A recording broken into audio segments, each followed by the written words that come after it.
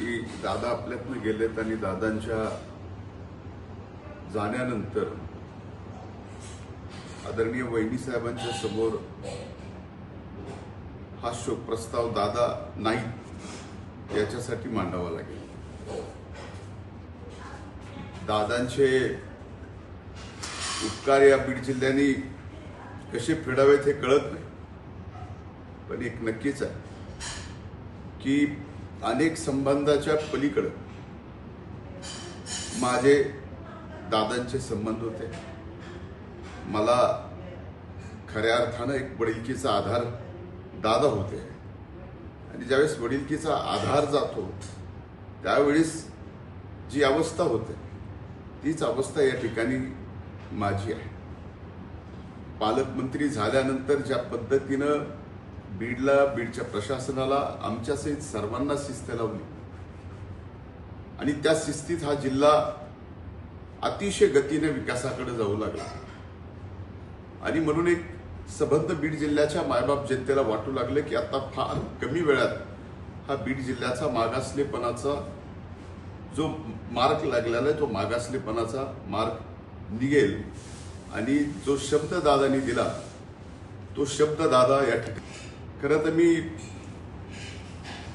राज्यातील देशातील अनेक मान्यवर नेत्यांना पाहिलंय, मान्यवर नेत्यांच्या हाताखाली कामही केलंय, पण एक असा नेता ज्यांनी सबंध राज्यावर राज्याच्या जनतेवर अधिराज्य गाजवलं, राहिलं, समाजकारण केलं, पण स्वतःच्या टर्म्स अँड कंडिशनवरती अशा पद्धतीनं राजकारण करून इतक्या पुढे येणं हे अद्भुत काम फक्त दादाच करू शकतात हे दादांनी आपल्या सर्वांना दाखवून दिलं।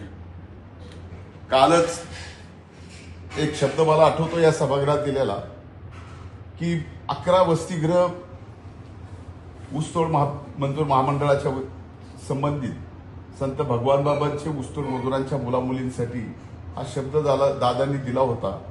कालच तो शब्द पूर्ण झाला आणि 11 या बीड जिल्ह्याला वसतिगृह मुलामुलींचे दादांमुळेच या ठिकाणी या बीड जिल्ह्याला मिळू शकतो। असे अनेक निर्णय प्रत्येकाच्या अनुभवात प्रत्येकाचे अतिशय जवळचे संबंध या ठिकाणी आहेत। फक्त एवढंच सांगतो की आपण सगळेजण आदरणीय उपमुख्यमंत्री जिल्ह्याच्या पालकमंत्री वहिनी साहेबांच्या पाठीमागे तर खंबीरपणानं आहोतच, तर दादांनी सुद्धा या बीड जिल्ह्याच्या प्रति जे स्वप्न पाहिलंय आपण सगळेजण एकत्रित आपल्यातले मनभेद आपल्यातले सगळं काही बाजूला ठेवून आपण सर्वजण दादांचं स्वप्न पूर्ण करूया, हीच खऱ्या अर्थानं दादांना आदरांजली होईल।